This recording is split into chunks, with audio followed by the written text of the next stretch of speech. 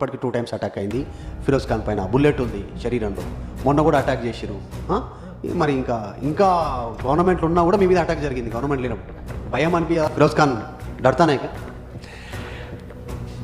ఏ మనిషికి అమ్మ సపోర్ట్లో ఉంటుంది, భార్య సపోర్ట్లో ఉంటుంది.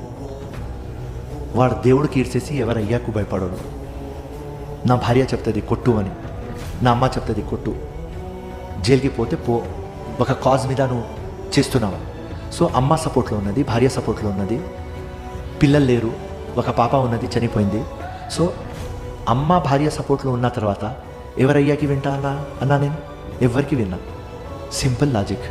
అండ్ వాళ్ళకు నేను చెప్తున్నా, మనం కొట్లాడడానికి రాలేదు, ప్రజలకి మేలు చేయడానికి వచ్చిన. నీ దగ్గర ధైర్యం ఉంటే డెవలప్మెంట్ మాట్లాడు నాతో. చార్మినార్ దగ్గర 100 సార్లు నీకు పిలిపించిన, నువ్వు రాలేదు డెవలప్మెంట్ మాట్లాడదామంటే. బోకసూట్లు లేవు కదా, ఖురాన్ మీద చేయి పెట్టు మక్కా మస్జిద్, నువ్వు రావు. డెవలప్మెంట్ మాట్లాడదాం చార్మినార్ దగ్గర, నువ్వు రావు. అసెంబ్లీ దగ్గర మాట్లాడదాం, నువ్వు రావు. దారుసలాం రావాలి, నువ్వు నాకు పిలవవు. సో ఇది నా ఓపెన్ ఛాలెంజ్ అసదుద్దీన్కి, ఎంఐఎం పార్టీకి. డెవలప్మెంట్ మాట్లాడండి. ఇన్ని సంవత్సరం నుంచి మీరు ఎమ్మెల్యే, ఎంపీ, ఎమ్మెల్సీస్, కార్పొరేటర్లు, మేయర్లు అయినా ఏం పీకినారు నాకు చూపియండి, లెక్క చూపియండి, వైట్ పేపర్ పెట్టండి, నాతో కాంపిటీషన్కి రండి. ఒకవేళ నువ్వు డెవలప్మెంట్ చేసినా అని ప్రూఫ్ చేస్తే, నువ్వు మక్కా మస్జిద్ వచ్చి ఖురాన్ మీద చేయి పెట్టేస్తే, నేను జీవితంలో రాజకీయం చేయను, నీ కాలు మొక్కి నేను వెళ్ళిపోతాను. ఇది ఓపెన్ ఛాలెంజ్ అసదుద్దీన్ నీకు.